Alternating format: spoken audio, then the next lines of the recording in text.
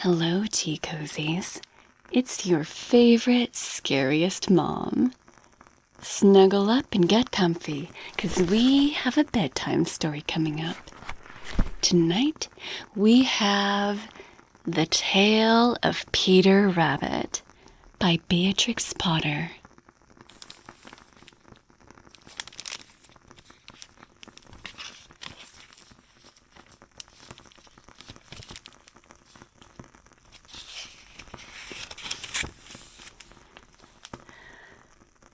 Once upon a time, there were 4 little rabbits, and their names were Flopsy, Mopsy, Cottontail, and Peter.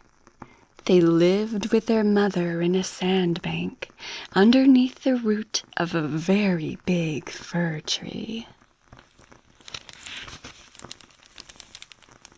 "Now, my dears," said old Mrs. Rabbit one morning, "you may go into the fields or down the lane, but don't go into Mr. McGregor's garden.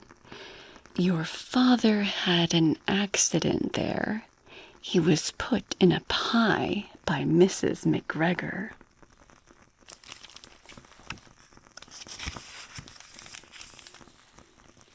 "Now run along and don't get into mischief. I am going out." Then old Mrs. Rabbit took a basket and her umbrella and went through the wood to the baker's. She bought a loaf of brown bread and 5 currant buns.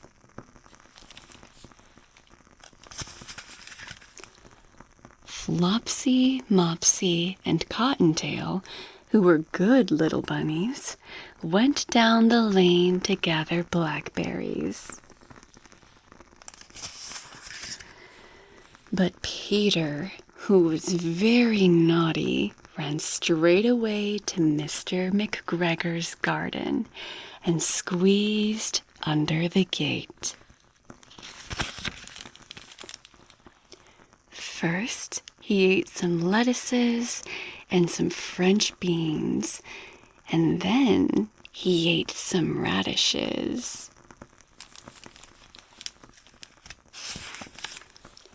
And then, feeling rather sick, he went to look for some parsley.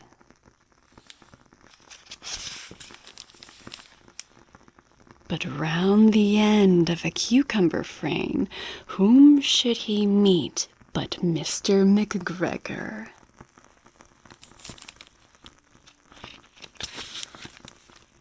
Mr. McGregor was on his hands and knees, planting out young cabbages, but he jumped up and ran after Peter, waving a rake and calling out, "Stop, thief!" Peter was most dreadfully frightened. He rushed all over the garden, for he had forgotten the way back to the gate. He lost one of his shoes among the cabbages, and the other shoe amongst the potatoes.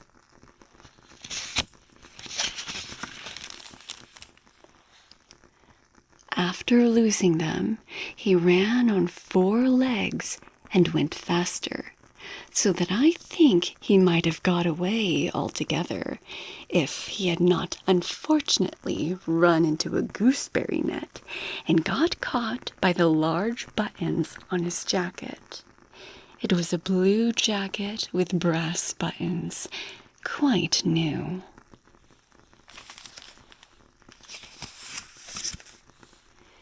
Peter gave himself up for lost and shed big tears, but his sobs were overheard by some friendly sparrows, who flew to him in great excitement and implored him to exert himself. Mr. McGregor came up with a sieve, which he intended to pop upon the top of Peter. but Peter wriggled out just in time, leaving his jacket behind him.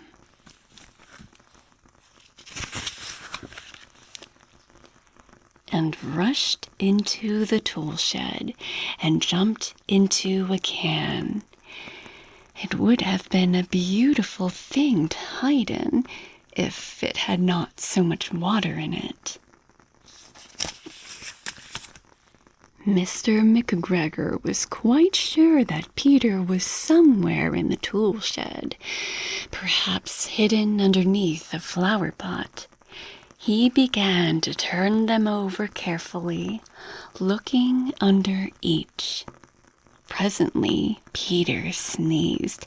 Kerchoo! Mr. McGregor was after him in no time, and tried to put his foot upon Peter, who jumped out of a window, upsetting 3 plants. The window was too small for Mr. McGregor, and he was tired of running after Peter. He went back to his work.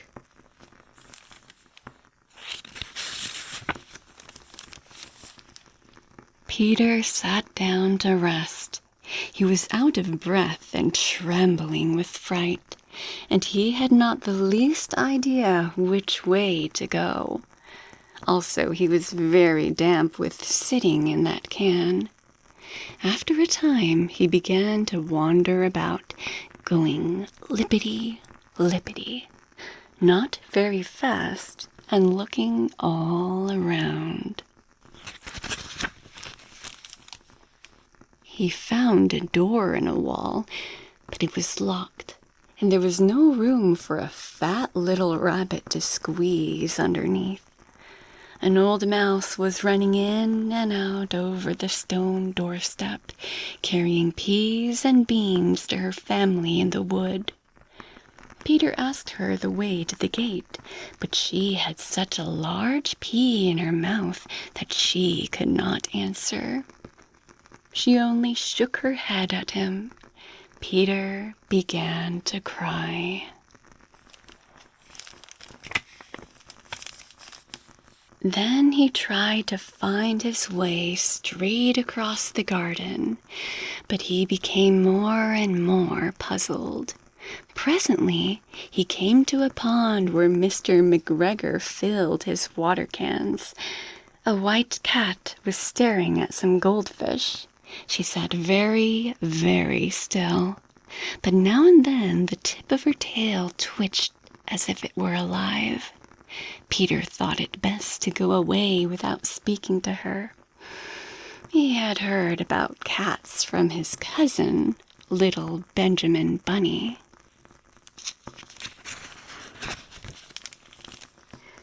He went back towards the tool shed, but suddenly, quite close to him, he heard the noise of a hoe. Scritch, scratch, scratch, scritch.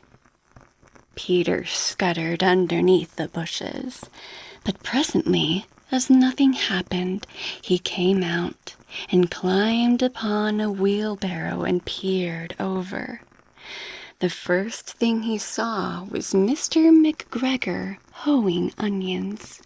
His back was turned towards Peter, and beyond him was the gate.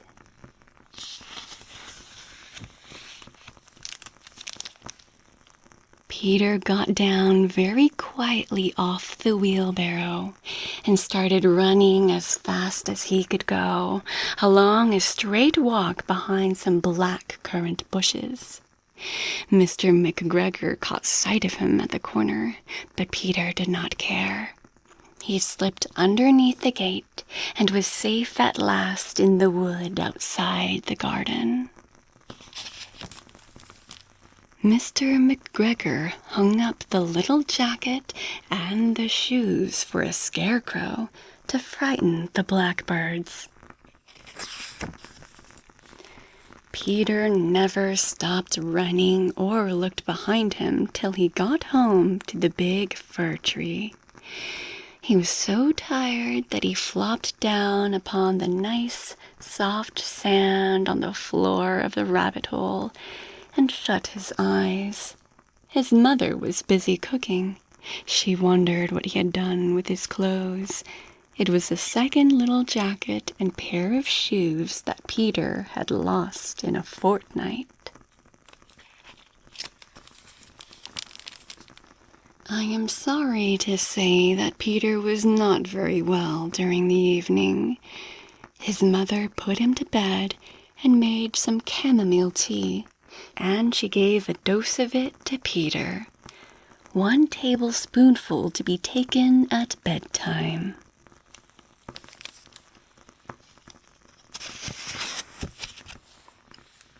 But Flopsy, Mopsy, and Cottontail had bread and milk and blackberries for supper. The end.